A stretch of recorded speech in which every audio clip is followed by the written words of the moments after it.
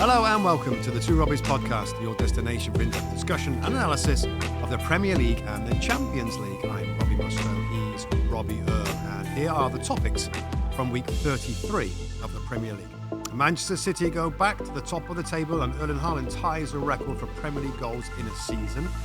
Liverpool and Tottenham play out an absolute thriller at Anfield. Manchester United hold on at Old Trafford, beating Aston Villa 1-0. Newcastle United beat bottom of the table, Southampton 3-1, and some key results in the relegation battle. That's what we've got coming up in today's episode. And before we get into the football musty, our announcement to make: the Premier League is coming to the US this summer. Get ready for the first ever Premier League pre-season tournament with 6 clubs in 5 East Coast cities: Aston Villa, Brentford, Brighton, Chelsea, Fulham and Newcastle United will play in Atlanta, New Jersey, Orlando, Philadelphia and Maryland. The action kicks off on July 22nd. Tickets are now available. And for more information, head over to www.premierleague.com/summer series. You'll grab all your information there. You'll get to know about tickets. And it'll be unique. It's the first time that this series has been in the US. So if you're going to be on the East Coast and you're a Premier League fan, you need to go to the website. Okay, my friend, summer series done, and we're looking forward to that in the summer. But right now, Manchester City took a big stride towards 5 titles in 6 seasons, 3 straight title wins, in a not overly convincing, but a win is a win. 8 straight now in the Premier League. 2-1 win away to Fulham. No Kevin De Bruyne in the team, which was a bit of a shock. They're saying he wasn't fit enough to be part of the squad. And the headlines are: Erling Haaland hits 34 Premier League goals, 50 in all competitions, and Manchester City roll on to the top of the table first time since mid-February. Over to you, my friend. Well, not much else to add. Not much to say. No, I think we all expected this, didn't we? And of course, the recent performances and Arsenal's kind of capitulation has meant that we all feel that City will take over the top. They've taken over now by a point. They've got a game in hand. Again, this is one in that window when there's 4 games going on at the same time. You had a closer eye on it than I did. Yeah. I mean, when you look at the lineup, Riyad Mahrez comes in, Julian Alvarez comes in and scores a brilliant goal. I mean, you said it, it's a Kevin De Bruyne type of strike. It reminded me of is a blast from the past for you. It reminded me of a Matt Letizia type of strike. Letizia, where he bends it Southampton and he dips it all the way in there. So really good goal from him. I mean, Erling Haaland will lap up the penalties, Rob. I mean, he'll lap up those, and 34 goals now, isn't it? Which is tied. It's tied for the most in a Premier League season ever. That's the 42-game season, by the way. There was a few seasons back in the Premier League at the early days. It was 42 games. Incredible numbers. There's going to be no stopping him unless something crazy happens. Unless he gets something happens injury-wise, he's going to break the record. And let's start. Okay, we opened the show today, and I think we both felt it was time. We give a little bit of credit to City. We haven't talked about them enough. All the focus has been on Arsenal, whether they'll win it, whether they'll bottle it, and whatever happens from here on in. But we talked about Manchester City. We talked about possible treble. With the Champions League and the FA Cup. We talked about, 3 straight wins could be 3 straight title wins, which was done in the past with Manchester United. Maybe history doesn't serve well in that we maybe don't remember how dominant United were, but we played in those teams, Rob. Played against the treble winning team. They used to beat us, Manchester United, there with their skill, with their speed, with their physicality, with their will, which was driven by the manager. But this football looks to me to be at a slightly different level. The challenges and the options that Pep Guardiola brings to a game, Rob. Marco Silva must be, like, you're wondering, what's he going to do today? I can see the team, and it looks like maybe a 4-4-2-ish with Alvarez underneath Haaland and Mahrez and Grealish wide, but he'll do something. And what he did today was he threw John Stones into midfield at times, which we've seen. Yeah. Gundogan could go on as a second 8, and that's the threat you've got to deal with today. Every time you play City, the opposition have to think, not only are they good players, not only are they on run, but there's going to be something that's going to try and blindside us. Is that his unique strength? Yes. Is that his kind of... I think that's the main reason why his domestic competitions, his teams absolutely dominate. And you sort of think on the back of that, my goodness, they're so good. They make it look so easy in Spain and in Germany and England that they go on and win the Champions League, which hasn't obviously happened. Yeah. But the reason, I think, is because of that, Rob. If I'm a manager of an opponent, right, and I've got Man City twice in a season, and you watch them play, because they've got so many different ways of playing, I feel like if Man City played the same way, the same tactical shape all the time, then if I'm a coach of an opponent team, it's like, all right, we know what they do. We've got a little plan to figure it out. But because they've got probably three definite game plans, you don't know what you're getting. Yeah. So the space taken available in the midweek sessions, you got what, 2 or 3 days to think about it and to work with the team. Out, Now, if you're not sure they're going to play, you can spend every day getting ready for something, and they throw something different at you. Yeah. You know, the last game against Arsenal, Rob, wasn't it? We were talking about how probably someone's going to come into midfield. It didn't happen. It didn't happen. It was totally different. Back, De Bruyne plays alongside Haaland, and it's so that's a difficulty. That's why teams sometimes, Rob, are a little bit beaten. It wasn't today. Fulham were not beaten before it started. Fulham had a decent go. But it just shows you how difficult it is. Just, you know what? You just said something about the treble game. Fun fact for you, a question for you. So, Manchester United won the treble. Had an amazing season in 99. Middlesbrough. Oh, he's got it before I even asked the question. The last team that beat, I think we're the last team that beat them. You did that in the pandemic, and I got memory to die for. He's got an incredible memory. Yeah. So Middlesbrough, last team to beat them. I think we're the last team to beat them in that season or something. I don't know. But it was something about it. And let me ask you a little bit. So let's just go down this road a little bit, because it isn't. Listen, City haven't won it yet, and people will say, the title still maybe has got a twist or two. They weren't at their brilliant best today, and Fulham got back into the game and had a couple of looks at goal, and there were a couple of penalty shouts that didn't go Fulham's way, but could have ended up 2-2. All being said, City always look to have the class. But I want to go down another slight route with you, Musty, between now. So 6 more Premier League games to play.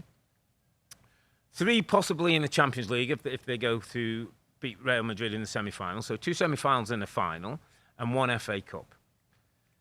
Do we sense between now and the end of the season? It's interesting with Sir Alex during that time, and I can't quite remember all that's happening, but might we see some rotation? Might we see a little? Yeah, what do you mean? And by rotation, they always rotate. Yeah, but what I'm saying is, might we see? So, could Haaland all of a sudden, if they get to the final, maybe not play a game or 2 in the Premier League because of we've got a Champions League final. I get the chance to rest him. Foden's just coming back in the picture. I'm thinking, might he go to Jack? Have a couple of weeks now, Jack. Get ready for the.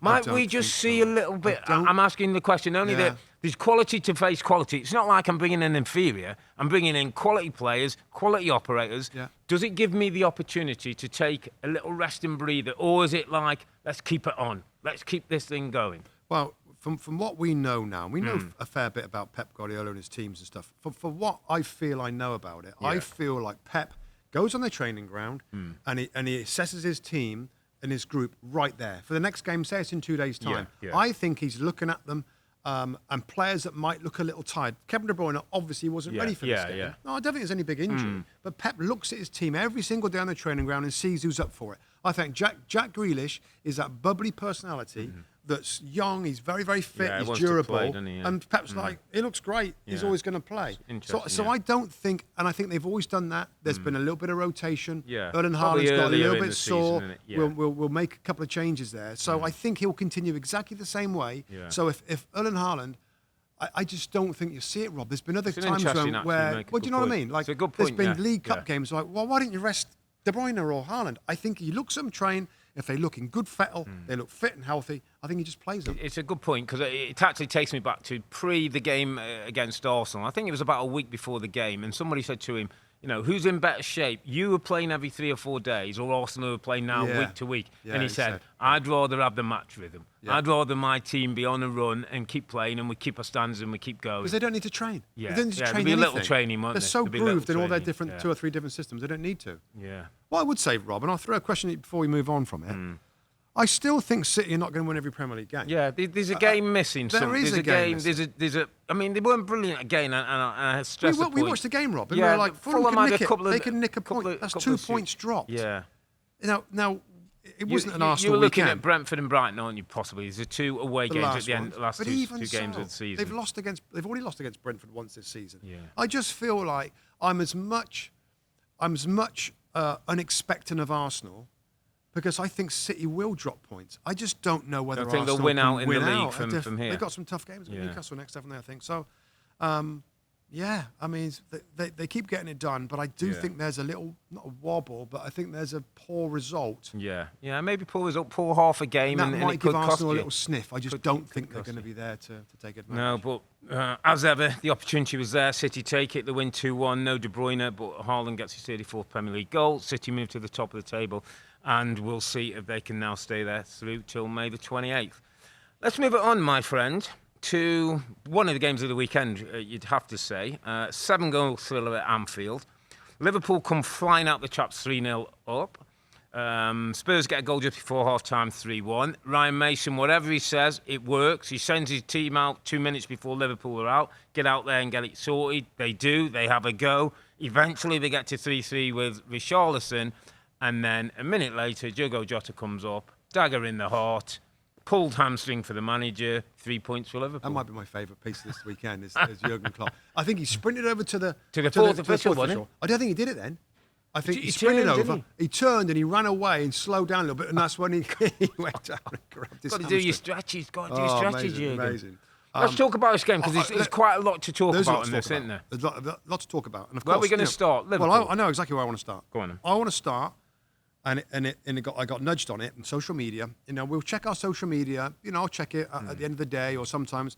And there's a Spurs fan coming on and saying to me, whatever Spurs are doing, whatever they're doing their preparation, they've got to rip it up and do something different. Whether they're staying overnight, whether they're having pre-match lunch at a certain time, whether they're whenever they're meeting before they go to the game, whatever they're doing in preparation for a game, they got to change it. Yeah. Because the starts they're making are absolutely shocking and not in keeping with what they can potentially do. Now, that every goal, Rob, and we had such a quick day today with so much going on.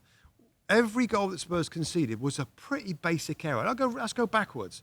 I mean, Lucas Moura, fair play. Like he comes on as a wing back, a strange decision to play the ball back inside, but Jota goes through and finishes off really well. Lovely finish. You got Christian Romero. I kind of like him, Rob, because he's aggressive. There's but bits to like, he's really rash for that one. You had Eric Dyer that didn't track a runner on Cody Gakpo that plays a little give and go, or he gets a little ball in behind, and he just lets him get goal side. Luis Diaz scores that one. Yeah. And then you get the first one with Pedro Porro, and we highlighted it on our replay, that you're meant to cover as a fullback, centre-back, you're meant to kind of cover over and be close. But he's right there. Yeah. Right? He's where too Romero's narrow right there on Mo Salah, is it? It's Diaz. I think it was Mo Salah in the centre. But anyway, whoever it was, he's come right across and left Curtis Jones. Curtis Jones on his own on the outside. They were, what is it, 4, isn't it? 4 really avoidable goals. Yeah, so 3 in the first 15 back at minutes. The start, Rob. Yeah. Is there something that Spurs are doing in preparation for a game that's setting them off in a terrible you know what? start? I think that gives them an out, by the way. Oh, yeah, the pre-match meals we are eating out. Whoa. Let's get to the bottom of this. That's about your mental preparation. That's about your team etiquette. That's about, like, a couple of times in the tunnel back in the day, I used to grab the boys together and go, hey, come on, we're away at Newcastle. We've got to be ready for this. You get people going. You give them a little dig. You wind people up. You go out with a roar and a... That's what happens. That's nothing to do with whether I'm sleeping overnight. That's nothing whether I'm a pre-match meal. That's nothing to do with that. Those basic errors, that lack of start and fight absolutely eliminates Spurs from the game. You give a top 6 team. You give why are they doing it then? You give a big. They're just not. They're not tuned in. They're not tuned in. And why not? Yeah, they're not tuned in. That's what I'm saying. Should they do something different? If Pep Guardiola's in charge of that team, they don't start that game like that. Well, so his preparation might be different to what they're doing. Well, now, maybe the Spurs. preparation, but it's just when his team. Pep Guardiola does at half-time. There's a great shot if anybody gets a chance to see it. Half-time in the Fulham game, and the Fulham tunnel's at the top end of the thing, and you have to go all the way across the pitch. Pep Guardiola at half-time, Rob, just before they're coming out, grabs all these players and starts going through one of you. We've seen Pep with the hands in there. Now, at this point, I don't know what he's saying. He might not be saying anything, but guess what he's doing? He's bringing everybody's attention. And he was almost focus. Yeah. We're 2-1, this game and done. And they're the champions. So Spurs, who are looking to try and get to some consistency, Rob, have to have something. And you made an interesting point, and it was one of them where I didn't disagree. You said, look at them at 2-0 or 3-0 down. Who's the one who's gearing them? Who's that guy who's firing them up? And you said, it's not Harry. I don't think it's Harry's personality. He's not a fist-pumping... I just wanted somebody to flip Correct.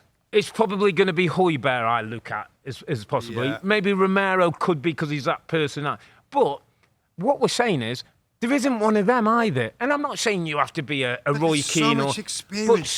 But somebody around that group has to instigate the fight. Instigate the... Focus, motivation, determination, Come desperation. On. Let's give this 15, 20 minutes. Because if Spurs could cut out the 15, 20 minutes of a game, by the way, they'd be in it. Did they beat Liverpool today? Let's forget all about that side of it, right? Just because I want to get onto the details here. Yeah. Now, when my first reaction to this game, and of course the game's finishing up, and I'm thinking what I want to say, and we saw a ton of great attacking players in this game, scoring goals, right? And you can include Spurs' players as well in that. Yeah. Defensively, not good enough, and I want to get specific here. Spurs. Right. Let's get specific. Well, we've been there. Let's go. So the first player I go to immediately is Eric Dyer. Yeah. Now, why I'm doing this again is because Jose Mourinho, Antonio Conte is continue to pick Eric Dyer and Ben Davies in a back three. Christian Romero is a newer signing. We know he's a little bit rash. Yeah. Pedro Porro is a new signing. If Spurs want to change how they start, how they defend, they've got to change the personnel defensively, haven't they? And Ben Davies and Eric Dyer. If I'm manager, if I'm manager of that football club, if I come in and I go in and I go in there, I'm pulling in Ben Davies, I'm pulling in Eric Dyer, and I'm saying, I'm sorry, but we're listening to offers for you too. Okay, I hear because you. I feel strongly that centre back needs to be massively upgraded because. Sometimes you don't realise the mistakes those guys are making consistently. They've conceded, what is it? It's 60. They've conceded, sorry, let me get here, 53 goals. Yeah. This is, by the way, before the weekend. So let's get to 56, isn't it? It's 57 goals conceded. I'm going down the league table. Yeah, you're going down to Bournemouth. You're going down to Bournemouth, the third team. Yeah, it's the team. You've got to address their bottom half team. Okay, I get it. I've got a slight different issue, and I might pull you up on this one. So, the back four that goes to Newcastle, that Stellini, terrible back four, right, by the way. Well, he went terrible back different, four. Yeah, back four. Porro and Perisic are wing backs, not full backs. Right. They don't know the full back role, as you saw today with Porro. He can't defend in the far stick. But I would look at, and Eric Dyer is a great example because we've done the Dyer a bit like Harry Maguire, and why do we keep asking the same question season after season? Is Eric Dyer good enough? I would point to Tyrone Mings as a kind of quite good example of. Not having it. No, just let me go. I will. In terms of different system, different manager, different protection, we've seen players look different. These players under Eric Ten Hag who didn't look anything like this. These players under Unai Emery who didn't look. These players under Eddie Howe. At Newcastle who didn't look anything like. So players can be changed by good coaching and a system that suits. What I'm saying about Eric Dyer is the system that Spurs play, and this is the bit I'd probably say to Ryan Mason, and probably Ryan Mason hasn't got enough time. This system doesn't work for Spurs. That is the bottom line. This system has to have 3 centre-backs who are solid, wing-backs who know the role, who can play at times as 5 and at times as push forward, and then your midfield and your attack who counter-attack and hurt you. The second part of what Spurs do, counter-attack and midfield, is perfect. Spurs still have got a top 4 or certainly a top 6 front line. Definitely. Back half of the pitch, it's just above relegation defensively in terms of setup, and the numbers prove that. So can we change the system, or can somebody else come in and look at it different? I agree with the second half of that statement, but I think it's a really interesting, it's a good point about Tyrone Mings, and can a manager change a player enough to be an effective player within the correct system? Correct. Right? Now, and I agree on Tyrone Mings, but I can't agree on Eric Dyer, Rob, because we've seen good Dyer, Rob. We have seen good Dyer. We've seen I good Dyer can't for a agree little because bit. natural talents, in my opinion, are not they're not. It doesn't align with a top 4, top 6 defender. Now, what he's good at is getting the ball and spraying it around. He's really good at those long diagonal balls, but not dominant in the air, nowhere near quick enough, not good enough on a 1v1 defender, and positionally gets caught out and a little.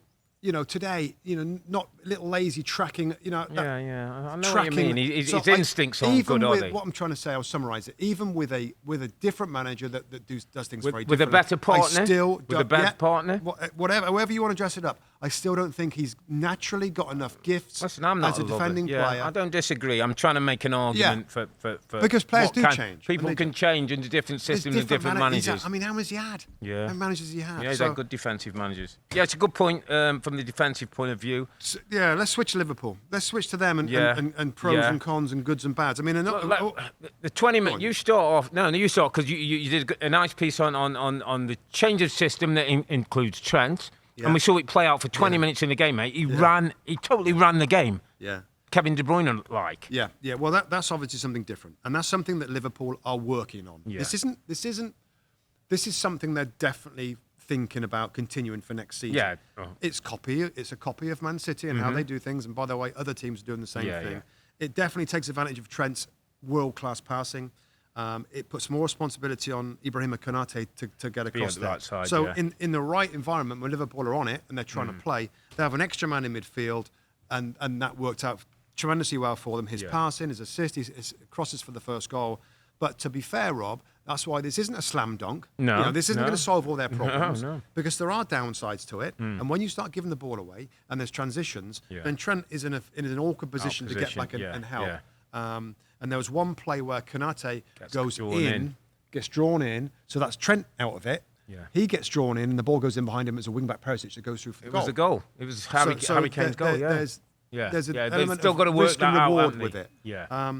And just throwing it back to you, Rob, so there's positives for Liverpool. Yeah. All the forward players now looking great. Look at the score sheet. All the big boys have got getting goals. But in this game, have we also seen? We've talked about Spurs. Are we also seeing why in this game Liverpool are not top 4 already? Absolutely. They're not because they haven't got the balance right of attack and defence. And another good example of almost thrown away situation that looks so comfortable for them. I wrote a note, Rob, and it was like before the game had started, and it was like, who's not at their best is best.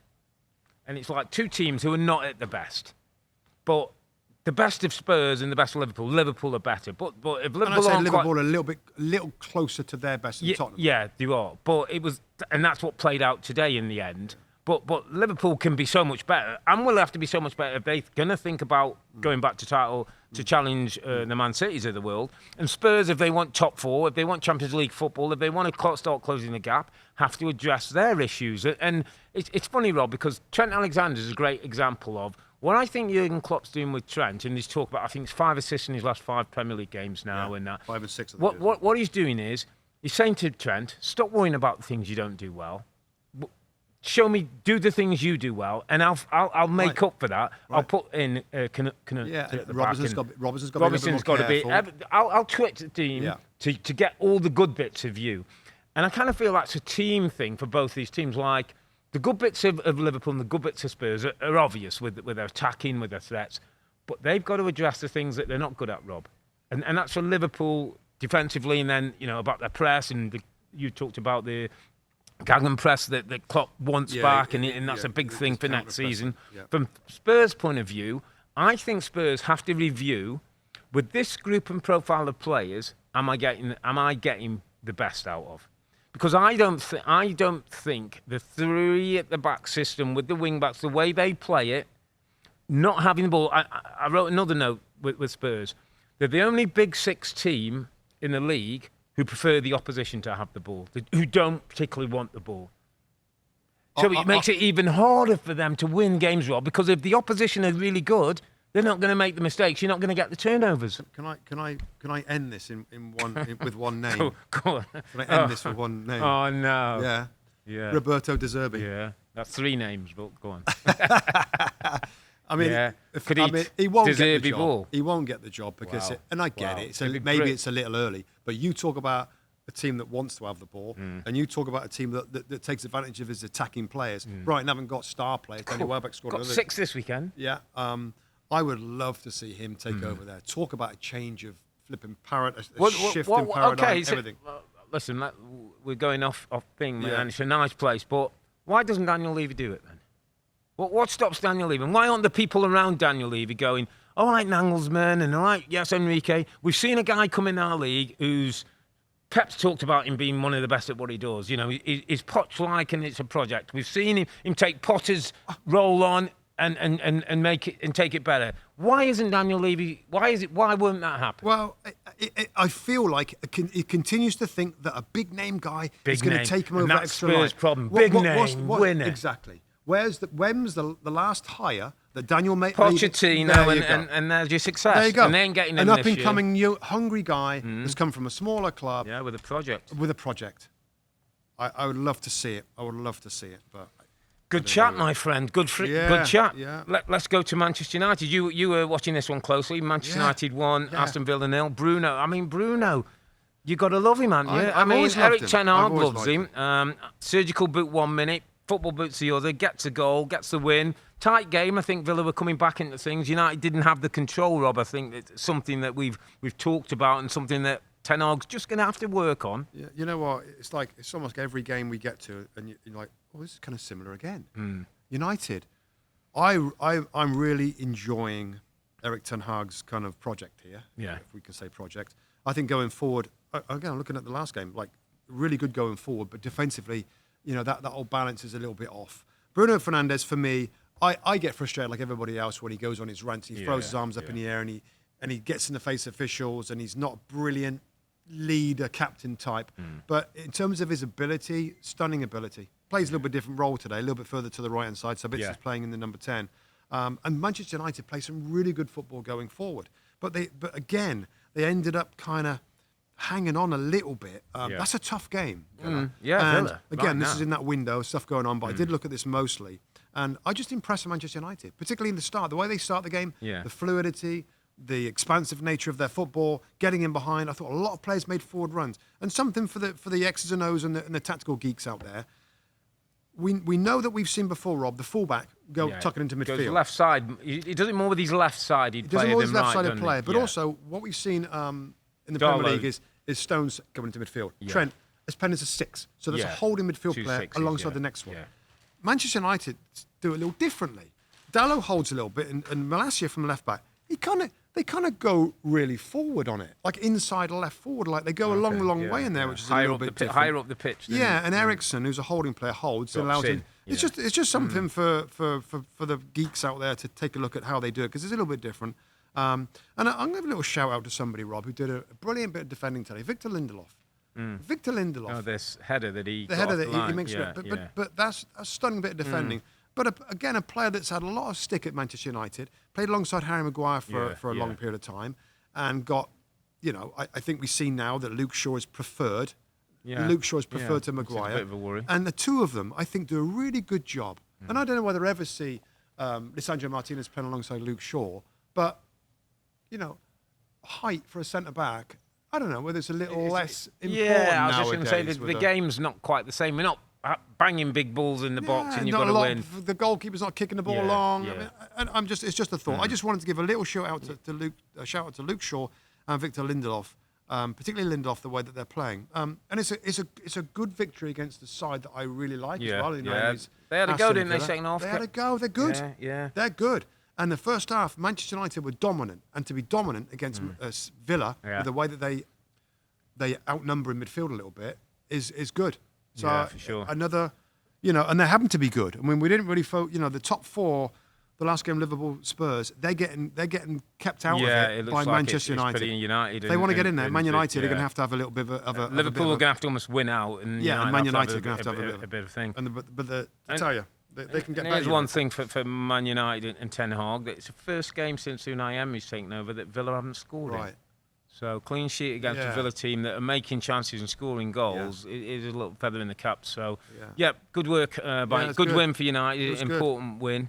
Okay, my friend. Let's take it to St James's Park, because again, this was one that I was more keeping my eye. I'm obviously looking across a couple of games, but it was an Eddie Howe team that Anthony Gordon got a start on the left-hand side, which was a bit of a change. Pretty much the usual runners and riders everywhere else. Dan Byrne had come into the team. I think Target played the last time. And it was a game that probably didn't go to plan in that Southampton went 1-0 up to Stuart Armstrong. Bruno Guimaraes got caught on possession by Lavia. Turnover, transition. Southampton did well. 1-0 up at half-time. Good player, Lavia, by the way. Yeah. Romeo Lavia. I think he's got one or two looking at him. I think Chelsea wasn't it? Well, Chelsea look at everybody, but Chelsea, I think, had a little dip at him. But yeah, he's going to be a good player, depending on how things go for Southampton. But, Robbie Mustoe, half-time, Eddie Howe makes a big change. Anthony Gordon, off you pop, my friend. Hasn't quite worked for him yet. He hit outside of a post when he should have scored, and has still got a bit of work to do to cement a place in the team. But what does he do? So he brings on Callum Wilson, who's got a club-high 13 Premier League goals at this point, and moves Isak out to the left-hand side, Rob, which we saw against Everton. Was he out there at that point? That's where was he playing. He was playing out there at that amazing dribbling Everton, run. Dribbling run that led to the fourth goal. Today, he's out on the left-hand side, beats the fullback, puts the ball in for Callum Wilson to get the equalising goal, and they score, Rob. And from that moment on, it was always about, are Newcastle going to go on and win this game? They did through an own goal from Theo Walcott. Callum Wilson gets his second then. It's 8 goals in 7 Premier League appearances now for Callum Wilson. To the point, Rob, where I'm going. Great win for Newcastle again. Dire for Southampton. We'll talk about them just briefly in a minute. But are we starting to get to the? Are we at a time when Isak and Wilson maybe have to play in the same team? Can we balance that up? We've got to get 2 forwards of that Eddie Howe has quality. gone to it multiple times now. Yeah, as a get me out of trouble and I kind don't know of thing. why 15 goals. That's really altering the balance of the team. The left-hand side. Well, just the artists and soldiers thing. You think so? I think Isak's less likely to help defensively than the press. Maybe not. Than Joe Alexander. Ellington or than... Certainly not. He doesn't. He wouldn't work as much as them. No. Sam Maximum, maybe. Yeah. I like Isak as a centre forward. I don't know what the solution is. Yeah. Here. Yeah. For me, I would continue the same way. Yeah, I'm just looking as an outsider, seeing when those two are in the team, and I'm thinking more of a fan than somebody looking at like. Should it be a continued thing off the bench? Correct. And maybe. First go to when if it's ever not going right, Yeah. because every single time I feel like it's worked His out. goals, and is Yeah. Isak okay playing wide? I don't know, but isn't it great? They've got 2 centre forwards that can score goals regularly in the Premier League. I think the other thing to note with that, and I think it was something I touched on when we were just talking about the warm-ups of the teams. There's interchangeable parts with Newcastle now, mate. There's Almiron that's come back in the picture. There's Willock, there's Murphy, there's Longstaff, there's Joe Ellington, there's Bruno. These parts that can go in and playing keep playing different bits. Different bits. Joe Ellington different, playing like correct, 3 positions. 3 positions. Same And with, Willock can Joe do. Willock. Murphy can do 2 or 3 different positions. He put Target in the other day and give Byrne a rest, and Byrne can play centre. Longstaff, who he loves, can get forward go. and try and get some goals. I just think there's a little bit more to Newcastle than maybe we thought just the first 11. And with money to spend in the summer, Rob, they look like that it's going to be Champions League football. And you know what I did? The old romantic. You know what I did? I went online and I thought, I remember Newcastle being in the Champions League. And it was in 97, 98, and I think 2000, 2003. Like they qualified twice. Separate times, yeah. And twice they played Barcelona. Did they? In the Champions League. Yeah, St James's Park, Barcelona. Yeah. You almost can imagine that, can't you? Yeah, and to that point of being a Champions League club going into the summer, they also just announced a new sponsorship deal, a shirt sponsorship deal that's £25 million a season. Wow. So this all goes into financial fair play, where you want to spend more money on players and wages. You've got to take some revenue and some income, and that helps on the balance sheet. So back to the Champions League, back to the revenues. They can, and I think I heard Eddie Howe say that bringing in players now, we're looking to make the first 11 better, which is hard to find players to do that for reasonable fees. So it continued. Listen, again, it was in that window. Yeah. Every time I looked at the Newcastle game, they're absolutely buzzing. They're hammering away. Insatiable, They're by the way. insatiable. They drive for goals. I love Newcastle, and whenever whenever it gets to a point where they're in a bad rut, I'm Yeah. going to look back and think, are they working as hard? Yeah.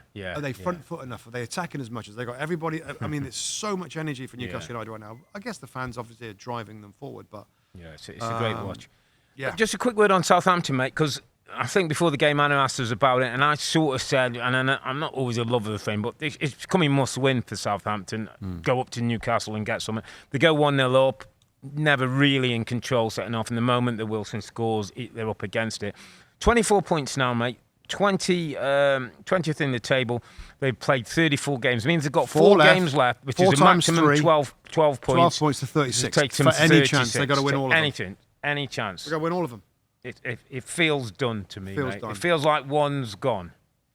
Mathematically not, and I know our stats guys have said, be careful what you say on air, because we can have these things. And I'm not saying there isn't a miracle coming, and I'm not saying I don't want a miracle, because nothing would give us more pleasure than see them fight. But they've got to win 4 games, Rob. Yeah. They've won 6 games all season. Others are going to win too. Yeah. Others are going to win games. I think Leicester City are going to win a game or two soon to get out of it as well. So, yeah, I think it was quite a definitive weekend, Rob, which actually does just rolls us over to our next game quite nicely because, you know, at the end of the day today when the games are finished, you know, we're asked to sort of say, well, what's the main headlines today? Yeah. And I think we both agreed, and you went to it first, is that I think we've seen a couple of results today that aren't mathematically definitive, but it feels like definitive. Yeah. And the first one of those is Bournemouth. Bournemouth 4, Leeds United 1. Bournemouth now on 39 points. 39 points, mate. 39 points. And they've won 5 out of the last 7, I believe. 39 points, mate. Yeah, they were 4 and 6. They've won 5 out of the last 7. I mean, how about that for some You ain't going form? down with 39 points. You're not going down with 39 points. So, based on what's happened. For me, it's congratulations time to that football Open club. a cold one, click one open, glug one down. Gary O'Neill and his team, and I know it's not mathematical, and we'll wait for that in a couple weeks, but I'm saying you now, if I'm a Bournemouth player, you're pretty good. You're feeling great. I'm phoning around a few of the boys tonight. And we're saying, come on, get see the you, wives. see Let's you, book a that's easy. We're nice going to have a nice dinner because we've all worked the team hard. lads are coming out. Because let's go back to the start of the season, and I'll speak for me first. They were in my teams, Me too. 3 teams to go down, Me and too. I think majority of pundits who are honest will say the same thing. For them to stay up, Rob, is akin to City winning the title. It's at that level. For Gary O'Neill, a rookie coach, 39 years of age, who takes over from Scott Parker after a 9-0 loss to Liverpool, who's has a run where he starts well as interim, gets given the job, has a run, I think 7 games once he got the job that they didn't get a victory, and it's all panic, and people like me are saying, well, you shouldn't have given him the job. And he's found a way, Rob. His management, his organisation, the way he's carried himself. Yeah, really mature. Not for got a you rookie. up. Yeah. You know, the press have been trying to have a little, poke him a little bit and see what he says. How many points do we need to stay up? It's not about points. Our performances will be good, and then if they perform, I thought he was handling it perfectly. I did too. And when he first started coming on, I thought, well, he sounds like a sensible, mature guy. I'm gonna, and sometimes you don't know where to go with it. I don't know how they've done it.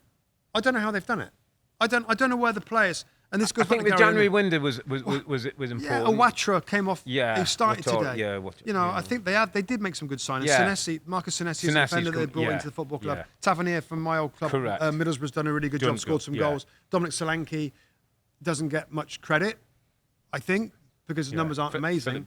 But I did read something saying you should watch him play it because he does a lot of good work, and he did a lot of good work in this game. But in terms of star players and Premier League quality, it's not based on that. I can't tell. It's not based on that. No, it's more than that. Yeah. It's more than that, and they've done it.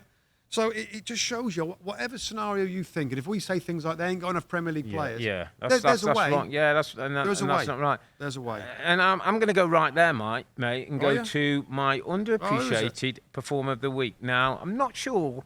It might be a first for the two Robbies. I'm going to give it to an owner. Bill Foley, my friend. And as soon as I say Bill Foley, you'll think of December, an interview that he did, very public, went out on all the media outlets in the UK, where he came out with the eternal words, I guarantee we will be a Premier League team next season. I guarantee. I know. And we went... Oh, and they were at that point. Bill, they were right down there. And we were like, Bill, this is Premier League. You don't make those kind of guarantees because you're not sure. Well, Mr. Foley, I apologise. Yeah, Mr. Foley, you yeah. were right. Yeah. Mr. Foley, Bournemouth have maybe not exceeded your expectations. Certainly I've done with mine. And in great decision to go with Gary O'Neill and stick with him and not be swayed, because other people have, is it time? Should we make another change? Like we've seen Southampton, Nathan Jones and the Sellers. Great win. Brilliant. Owner of I think it's the Golden Knights, the NHL team, right. And people who know him in the Vegas Knights, people who know him in the sports industry say he runs a very good franchise and he will make Bournemouth successful. So if they do stay up, and it looks like all intensities now they will, they could be a very interesting watch over the next few years. They may look at Brentford and Brighton as their kind of, that's where we need to get to. He wants to improve the stadium, enlarge the stadium, get better players in the football club. I don't think we'd be talking about Bill Foley as an underappreciated performer. Well done, Bill. Well, that left field, and we'll see. If he's a super smart guy and he's got the Midas touch and he can keep us going, then fair play. He did put his hand in his pocket in January. Some quite good amounts of money that's spent, which really helped the team. So, no, good bit of love for Bournemouth. Deserve it right now. Absolutely. And the two Robbies are basically saying, listen, they're good. Yeah. They're going to stay at the B division next year, which is some incredible achievement. Well done. Leeds United, Rob. Leeds. Worry. Alarm bells for me, my friend. I've been saying for a while, and I keep saying, and it maybe sounds repetitive, they have no control of football games, Rob.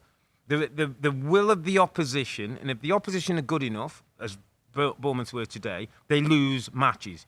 We've talked about the back four, and I'm not going to keep going on. The back four, individually and collectively, is not good enough. Yeah. The goalkeeper is starting to have a few issues, I think, because of what he's playing in front of and what's coming at him. Mellier's not in a good moment when you need him at this stage of the season, I've got to be honest. Do you think that Jesse Marsch would have had a better chance? I feel like the team have more spirit. I feel they were playing better. I thought at the time that it was a very big call to get rid of him and bring somebody else in, and the theory would have been, we're still conceding so many goals. He got a little reaction, didn't he? I think he won 2 of 3 early on, didn't he? And people were saying, he's bringing a bit of order to the chaos and all that stuff. Yeah, I think we probably said that we did go down that route. But, I mean, it's easy after the event to say Jesse Marsch. My point with this, and I think I said to you after, is it almost feels, Rob, that it's still a Bielsa team. That it's still based on really what Bielsa did. And so everybody's trying to tweak that. But basically the players know how to play the Bielsa style. Should they not It's been knocked out of them for the last, hasn't it? It's been like, that's not the way to go. That's the way. Man-to-man, tracking a runners. And they're no good, by the way, they're no good at the other way. We've seen the other way. They're conceding goals for fun. They haven't just lost today 1-0 or 2-1. They're getting smashed. They're getting smashed and that hurts you even more. I just, one last thing on it, Rob. Again, let's look at some numbers here. Yeah. Conceded, where are they? 67, right? And Bournemouth are 64. But Bournemouth did something about it. Yeah. They got smashed 9, didn't they? Remember Scott Parker saying, like, we're not equipped for the wow. So they addressed it through the manager, through signings. Yeah. Leeds United haven't addressed the biggest problem all along, that play Robin Koch back there, or Pascal Struck back there, or Liam Cooper, who's a club legend. I get that. Verber even. He's been a bit better, but I don't know why he didn't start today. Yeah. But that's, I really like watching some of it, and Gnonto and some of and Jack Harrison. Some of the and Aronson's been out the side a little bit, but they're good going forward. Adams has been a bit of a miss. Massive miss. Bit of a miss, mate. Just something in front of the thing, a little bit of fire in front of that back four and getting around the football pitch. You know what I feel about him. I think he's a wonderful player. I think he's a top 4 player. And I don't know. We'll see what Leeds do. 30 points right now, banging trouble, confidence, belief, probably rock bottom. Where are they next week, my friend? Leeds are, oh dear, they're away at Manchester City. Oh dear. Erling Haaland, how many do you want to? Well, hasn't he got links? Hasn't he? Didn't his dad used to play for Leeds? Might he take it easy? He's not going to score then. He might take it easy. You better hope that. Oh, blimey. All right, let's go to Brighton. Let's go to your De Zerbi ball. Is that where we're going? Okay, De Zerbi. Let's go to De Zerbi ball first, then we'll go back to Nottingham Forest. Let's go to De Zerbi ball. 6-0 against Wolves. The Wolves team that we've talked about, the organisation, Lopetegui's done a good job. I mean, incredible. Yeah, and De Zerbi said afterwards, that's the best game he's ever coached, I think. Yeah. I think he chucked in a massive statement about the best game I ever coached. against a well-organised, with an experienced coach. Is that because he got Danny Welbeck 2 goals? Got a brace. I know. It is. I really like this story at this club. I spent a little bit of time with the chief executive. I've probably told everybody a million times. I found that fascinating about how they do things. Yeah. They know who's going to be next in for certain spots within the football club. De Zerbi was on their list. A little bit fortunate. It was Shakhtar Donetsk, the Ukraine team that's obviously with the situation there with the conflict. He was out. Look at, I guess available. Wow. So what a pick up that is. But it was always on his. I think they tried to get him or were interested in him before, and it's remarkable. Yeah, and again, every team's got their way of doing things. We talk about artists and soldiers. They've got a lot of artists. Yeah. And their fullbacks can be Pascal Gross and it could be Solly Marshall, people that absolutely play like wing backs. So they're like wing backs with just 2 defenders. And they're comfortable on the ball. They recruit players that are comfortable on the ball, starting from the Potter days. Here's a good example of Lewis Dunk would be one. I mean, what's she turned him into? When you talk about Eric Dyer, you can change people. Lewis Dunk has turned into one of the best passing centre backs in the Premier League. Now, Lewis Dunk was a good player. He's a better natural defender than Eric Dyer.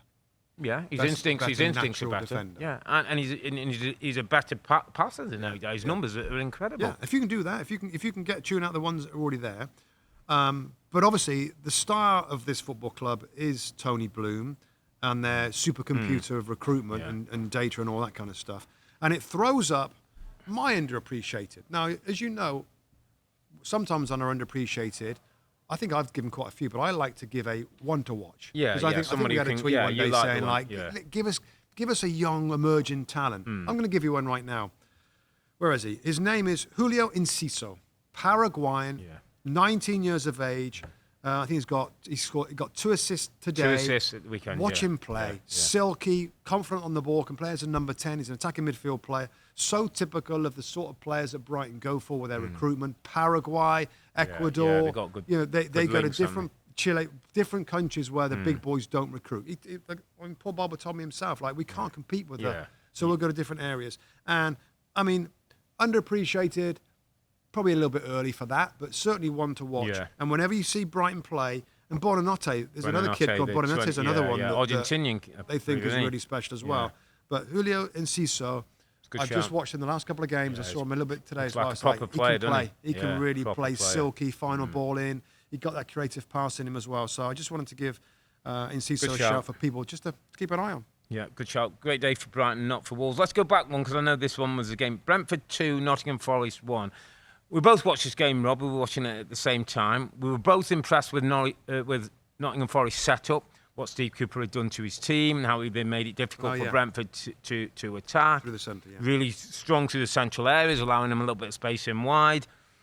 Did a brilliant job for 80 minutes. Got themselves 1-0 up in the game, and you think Danilo gets with a deflected to him. Nice finish, and we're 82 minutes on the clock, Rob. Nottingham Forest in great position, and then it was Kouyate had come on as a substitute, gave away a bit of a cheap foul on the edge of the box, which is one of them, before anything happened, I've sort of said, don't want to be doing them silly challenges. You said the same thing. Who's that? Yeah. Let's make sure we show that, because that's a dangerous place to make a foul. And then not only does he give the foul away, but he's involved, Rob, in, I think, inexcusable.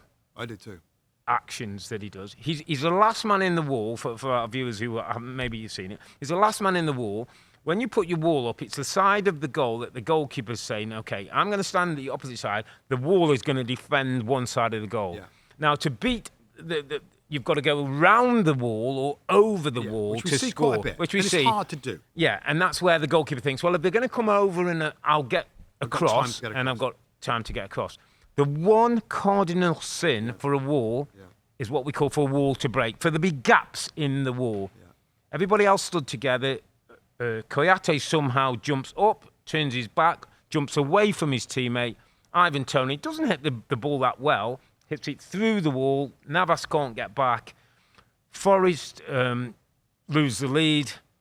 Brentford get back into the game, and from that moment on, the game changed. I'm gonna show you right now what he should have done, because what he did. I don't know if you can get the camera. Going to get me if I stand up. Well, all our podcast listeners who are not watching. So what he did is he turned and jumped, and turns away and creates a space here, inside him. Yeah. What we were always told to do is that you're naturally going to stand like that. You stand on your tiptoes and you make yourself big. Put your chin down. So if the ball's coming at your face, you can head the ball, you can clear it there. The thing I would say on that, Rob, it wasn't that hard hit, and B, it wasn't one of those where there's some that you think, oh, that's really gonna. It didn't catch it that particularly well, Ivan Toney. He turned away, jumped.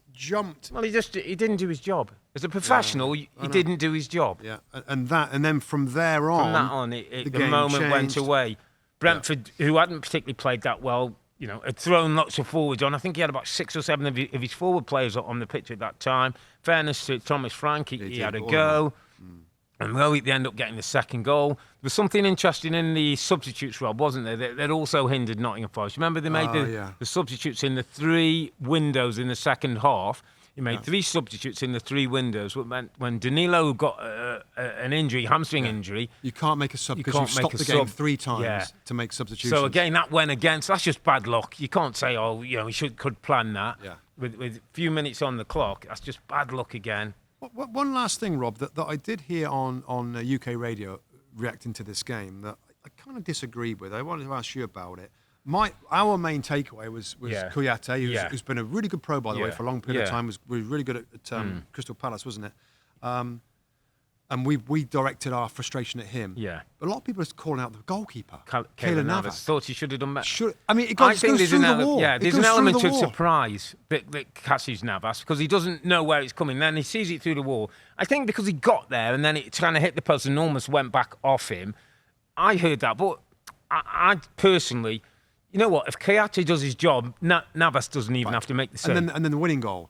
Yeah. It gets done at the near post, possibly a little bit. It goes by somebody who might think was offside. Yeah, it sneaks in a little bit. It, yeah. I mean, he made a brilliant save before there. He went to the other direction. But I mean, different people. I think goalkeepers get a bit of a tough rap sometimes.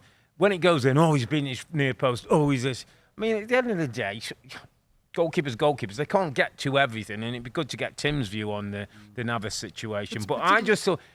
Kouyaté for me, Robert, if he's in my dressing room, I'm saying to him, you do your job. We were 1-0. We probably get the 3 points there. Yeah. I just think, just finally on this, Rob, just generally, we've had a good look at the relegation teams. Yeah. I feel that watching Nottingham Forest over the last 3 games, listen, they haven't got a ton of points, but I feel like there's something there. Yeah. I feel like... absolutely agree. The only thing I'd question that, Rob, now is the weekend is a gut wrencher. The weekend feels like 3 gone. Do you think that can affect? Go again. I worry about him scoring. Yeah. A1 I don't know whether he's the answer. Yeah. He's got Dennis Handley around. I don't know why he's not in, and whether he can go Brennan Johnson, whether up there and Gibbs White. But at least defensively, they look organised. They look set up. Teams have been defensively poor. Weak. Yeah, they got control. They look against Liverpool. They won in the week against Brighton and this weekend against Brentford. They were almost in the game, and I think Steve Cooper's a man with a plan. Yeah, I do. And you're right. If those teams down there, I kind of feel like Forest have got something. Yeah. Last game, Rob. It was the first game this weekend, wasn't it? Yeah. Crystal Palace 4-3 against West Ham United. Yeah, that's some games, haven't they? It's hard to think back what happened about it. My main thought here was this penalty. This penalty on Nassif. Aguirre on Eze. It was Eze. And it was a winning goal. Played the 1-2. It was a winning goal, wasn't it? It was a penalty. Yeah. It was a penalty. 4-2. Made it 4. Right. 4-2 at the time. Again, I feel very strongly that should not have been. And that's the second bad decision for West Ham with the handball from Thiago, and then the Aguirre hand on Eze. He gets by him. Yeah. Eze is going down because he thinks the sweeping foot. It looks like there's a foot contact, doesn't it? I'm thinking he must have caught his foot. And then we look. We saw it. There's no contact whatsoever. So it was given on a kind of a reached, and players kind of reach and but there's contact in there. I mean, it's just the way and he doesn't grab, really. I don't see a grab of the shirt. He doesn't pull the shirt back. It's like he holds his shirt and then he gets his hand away because he realises Eze's already falling. I wouldn't criticise the referee on that, Rob, because when it happened real time, I thought penalties clipped him. So I'm saying, okay, I've got VAR. The VAR would see it. They might just say to the referee, come over and have a look. because there hasn't been a clip.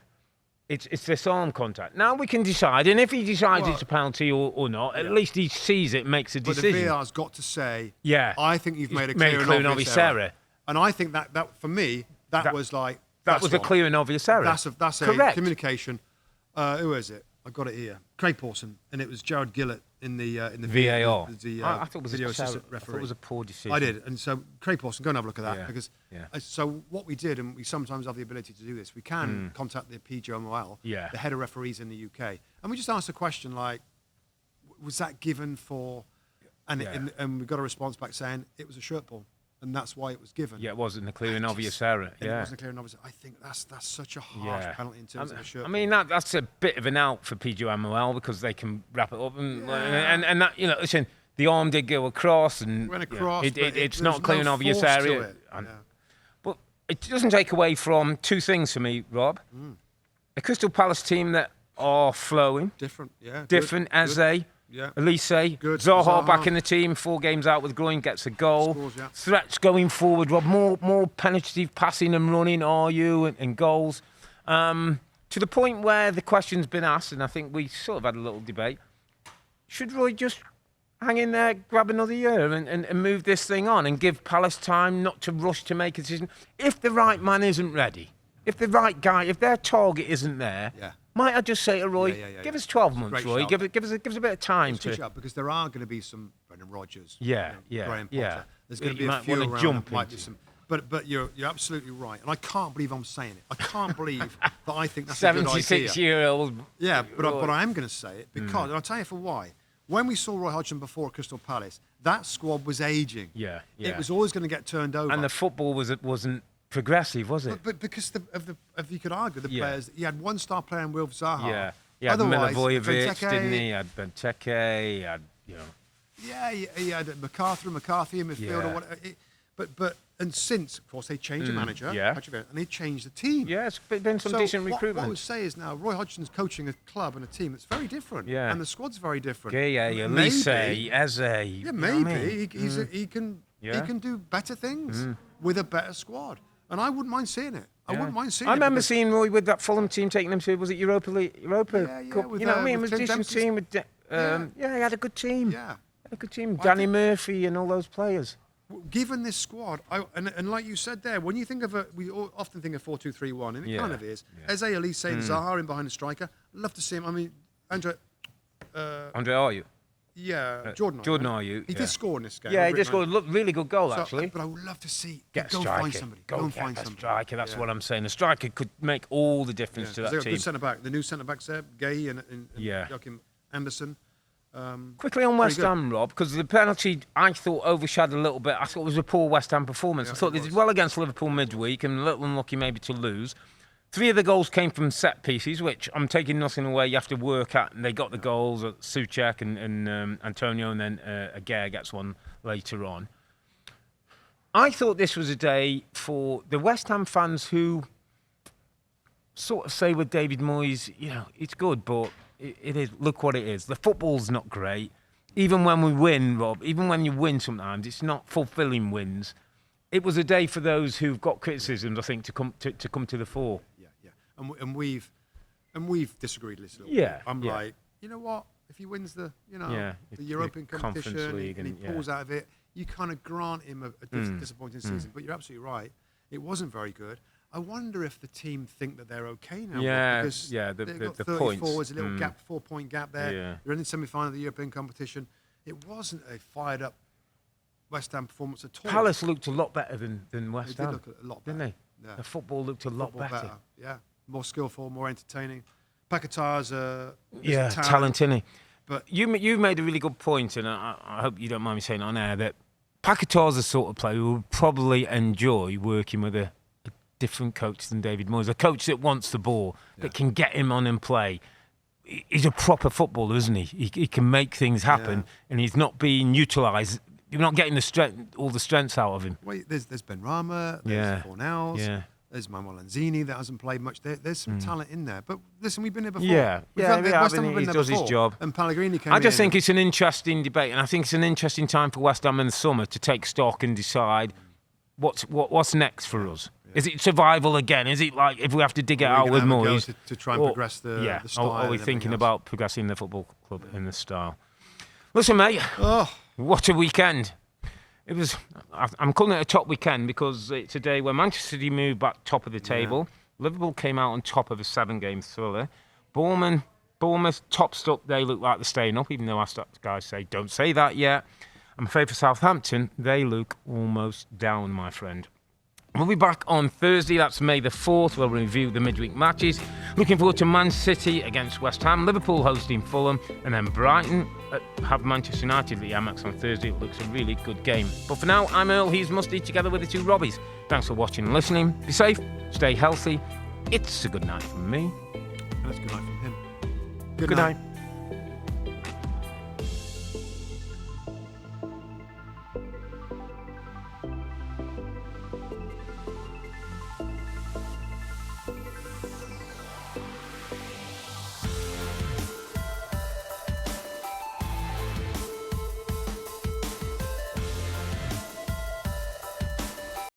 Hi there, I'm Rebecca Lowe, studio host for NBC's coverage of the Premier League. Don't forget to hit subscribe to watch more videos all season long. For even more Premier League content, from original series to live matches, head over to Peacock and be sure to tune in for Premier League mornings every weekend on USA Network and on Peacock. We will see you over there.